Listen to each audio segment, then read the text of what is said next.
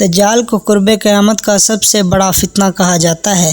اس کا ظاہر ہونا قیامت کی اہم ترین نشانیوں میں سے ایک ہے۔ حدیث مبارکہ سے یہ ثابت ہے کہ دجال کوئی سسٹم نہیں بلکہ ایک اصلی شخصیت ہوگا، اور پورا سسٹم جو اس وقت یہودی قوم کے کنٹرول میں ہے اسے سپورٹ کرے گا۔ ایسی ٹیکنالوجی سے وہ ایسے معجزات لوگوں کو دکھائے گا کہ کمزور عقیدہ کے لوگ اسے خدا مان کر اس کے پیچھے چل پڑیں گے اور اسے خدا مان لیں گے، کیونکہ اس کے ایک ہاتھ کے اندر جنت اور ایک ہاتھ کے اندر اس کے خود کی تیار کی ہوئی جہنم ہوگی۔ لیکن اس کی فطرت کے مطابق یہ جھوٹ اور نظر کا دھوکہ ہوگا، کیونکہ اللہ کے رسول صلی اللہ علیہ وسلم نے فرمایا کہ جب تم یہ وقت پاؤ بنا خوف کیے اس کی جہنم کے اندر کود جانا، کیونکہ یہی اصلی جنت ہوگی اور اس کی جنت اصل میں جہنم۔ دجال کے فتنہ کے متعلق ہر پیغمبر اپنی اپنی قوموں کو اس کے متعلق ڈراتے رہے کہ قیامت سے پہلے ایسا بدترین فتنہ روح زمیں اور کوئی نہیں آیا، لیکن رسول اللہ صلی اللہ علیہ وسلم چونکہ اللہ کے آخری نبی ہیں، لہٰذا آپ پر لازم تھا کہ امت کو اس کی نشانیاں کھول کھول کر بیان فرماتے، تاکہ آپ صلی اللہ علیہ وسلم کی امت کے لوگ اس وقت کے اندر انہی نشانیوں سے دجال کو پہچان کر اس کا مقابلہ کریں، اور آپ صلی اللہ علیہ وسلم نے بالکل ایسا ہی کیا۔ مگر دوستو، مقابلہ اتنا سادہ بھی نہیں، کیونکہ اگر ان نشانیوں سے دجال کو پہچاننا اتنا بھی آسان ہوتا تو اللہ کے رسول صلی اللہ علیہ وسلم ہمیں بار بار اس فتنہ سے ڈراتے اور خبردار کیوں کرتے؟ دجال کی ہر ایک نشانی، مثلا اس کی بائیں آنکھ کا کانا ہونا، بال گھنگھرالے، ماتھے پر کافر لکھا ہونا اور یہودی نسل سے ہونا۔ لیکن سوال یہ پیدا ہوتا ہے کہ کیا دجال ابھی اس دنیا کے اندر موجود ہے، اور اگر موجود ہے تو کہاں پر ہے؟ کیونکہ اللہ کے رسول صلی اللہ علیہ وسلم نے اس کی قید کی جگہ تک کی نشاندہی کر دی کہ وہ اس وقت کہاں موجود ہے اور کس وقت دنیا میں ظاہر ہوگا۔ اگر آج انہی نشانیوں کو سامنے رکھ کر ہم اس جزیرے کی لوکیشن نکالنے کی کوشش کریں تو جو حقائق ہمارے سامنے آتے ہیں آپ کو شوق کر دیں گے۔ مگر یہ سب سمجھنے سے پہلے کہ دجال اس ٹائم کہاں پر موجود ہے، ہمیں ایک صحابی جن کا نام تھا حضرت تمیم داری، ان کے سمندری سفر اور دجال سے ان کی ملاقات کا واقعہ جاننا انتہائی ضروری ہے، کیونکہ اللہ کے رسول صلی اللہ علیہ وسلم نے بھی کنفرم کیا کہ ہاں جس سے تم ملے وہ دجال ہی تھا۔ یہ صحیح مسلم کی ایک طویل حدیث ہے جس کا مفہوم ہے کہ رسول اللہ صلی اللہ علیہ وسلم ایک صحابی حضرت تمیم داری جو پہلے کرسچن تھے، جب رسول اللہ صلی اللہ علیہ وسلم کے پاس اسلام قبول کرنے کے لیے حاضر ہوئے تو اپنے ایک سمندری سفر کا حوال آپ صلی اللہ علیہ وسلم سے بیان کیا۔ حضرت تمیم داری نے آپ صلی اللہ علیہ وسلم کو بتایا کہ میں اپنے جوانی کے دنوں اپنے 30 ساتھیوں کے ساتھ عرب کے مشرق کے اندر سمندری سفر پر تھا کہ اچانک سے موسم خراب ہو گیا، اونچی اونچی سمندری لہریں اٹھنے لگیں، موسم اتنا خراب ہو گیا کہ 1 مہینہ تک ہمارا جہاز سمندر میں پھنسا رہا اور ہمیں کچھ نہیں پتہ تھا کہ ہم کہاں ہیں۔ ہم نے اس بڑے جہاز سے چھوٹی چھوٹی کشتیاں اتاریں اور الگ الگ جگہ پر لوگوں اور کھانے کی تلاش میں نکل گئے۔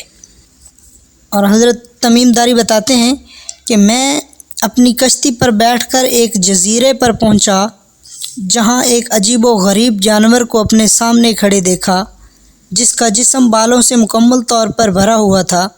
یہ چیز انسانوں کی طرح باتیں کر سکتی تھی۔ ہم لوگ اس کو دیکھ کر ڈر گئے کہ آخر یہ کیا چیز ہے۔ میں نے پوچھا کہ تم کیا بلا ہو؟ تو اس نے جواب دیا کہ میرا نام جساسہ ہے۔ ہم لوگوں نے پوچھا کہ تم کیا چیز ہو؟ تو اس نے جواب دیا کہ یہ سب باتیں چھوڑو، بلکہ میں تمہیں اپنے مالک سے ملواتا ہوں۔ وہ سامنے جو مندر ہے وہاں پر ایک تمہارا بڑی شدت سے انتظار کر رہا ہے۔ تمیم داری کہتے ہیں کہ ہم اس کے پیچھے چلے اور اس مندر کے اندر بہت بڑی جسامت کے ایک شخص کو ہم نے زنجیروں کے اندر بندھا ہوا دیکھا۔ اس سے بڑی جسامت کا شخص ہم نے آج سے پہلے کبھی نہیں دیکھا تھا۔ اس کے ہاتھ اس کی گردن سے بندھے ہوئے تھے اور اس شخص نے آتے ہی ہم سے کچھ سوال کیے۔ پہلا سوال یہ تھا کہ مجھے بسام کی کھجوروں کے بارے میں بتاؤ کہ وہاں پر کھجوروں کے درختوں پر ابھی بھی پھل آتے ہیں؟ ہم نے کہا ہاں بالکل آتے ہیں۔ وہ کہنے لگا کہ وہاں پر جلد ہی کوئی پھل نہیں ہوگا۔ پھر کہنے لگا مجھے تبریہ کی جھیل کے بارے میں بتاؤ کہ کیا اس میں ابھی بھی پانی باقی ہے؟ تو ہم نے کہا ہاں اس میں ابھی بہت پانی باقی ہے۔ اس نے کہا کہ بہت جلد یہ بھی خشک ہونے والا ہے۔ تیسرا سوال اس نے یہ کیا کہ مجھے زہر کے چشمے کے بارے میں بتاؤ، اور اس کے بعد گولن کی پہاڑیوں کے بارے میں بتاؤ، اور آخر میں کہنے لگا کہ مجھے اس پیغمبر کے بارے میں بتاؤ کہ اس نے آج تک کیا کیا۔ ہم نے جواب دیا کہ وہ مکہ سے نکل کر مدینے میں آباد ہو چکے ہیں۔ یہ سن کر وہ بہت حیران ہوا اور کہنے لگا کیا واقعی ایسا ہو چکا ہے؟ ہم نے کہا ہاں بالکل ایسا ہو چکا ہے۔ اس کے بعد اس شخص نے کہا کہ اب میں بتاتا ہوں کہ میں کون ہوں۔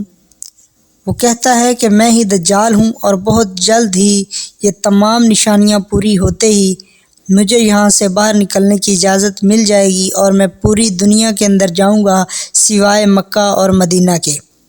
اس کے بعد آپ صلی اللہ علیہ وسلم نے فرمایا کہ لوگوں یہ یثرب ہے، یعنی مدینہ۔ دیکھو میں تمہیں نہیں کہا کرتا تھا کہ دجال نہ شام کے سمندر میں ہے اور نہ ہی یمن کے سمندر میں، بلکہ اپنے ہاتھ سے مشرق کی طرف اشارہ کر کے فرماتے ہیں کہ دجال مشرق میں ہے، دجال مشرق میں ہے، دجال مشرق میں ہے۔ اس حدیث مبارکہ سے ہمیں دجال کی ایگزیکٹ لوکیشن کے بارے میں پتہ چلتا ہے کہ وہ مدینہ کے مشرق کی طرف کسی ویران جزیرے کے اندر قید ہے۔ تو چلیے ہم مدینہ کے مشرق کی طرف تمام جزیروں کی کھوج کرتے ہیں اور دجال کی لوکیشن کا پتہ لگانے کی کوشش کرتے ہیں۔ مدینہ منورہ کے ساتھ اربن سی موجود ہے، جس سے تمیم داری کا جہاز روانہ ہوا تھا۔ اس سمندر میں 4 اہم ترین جزیرے موجود ہیں: انڈیا کا لکشدویپ آئی لینڈ، عمان کا مسیرا آئی لینڈ، یمن کا اسکوٹرا آئی لینڈ، اور آخری پاکستان کا استولا آئی لینڈ۔ حدیث مبارکہ میں یہ واضح ہے کہ دجال نہ شام کے جزیروں میں ہے اور نہ ہی یمن میں، لہٰذا ان 4 میں سے 2 جزیرے باقی ہیں: انڈیا کا لکشدویپ آئی لینڈ اور پاکستان کا استولا آئی لینڈ۔ چونکہ تمیم داری نے بتایا تھا کہ وہاں ایک کالی ماتا کا مندر بھی موجود ہے، اس لیے اس سے ثابت ہوتا ہے کہ وہاں دجال پاکستان کے استولا آئی لینڈ پر موجود ہے، کیونکہ انڈیا کے اس آئی لینڈ پر کوئی پرانا مندر موجود نہیں ہے۔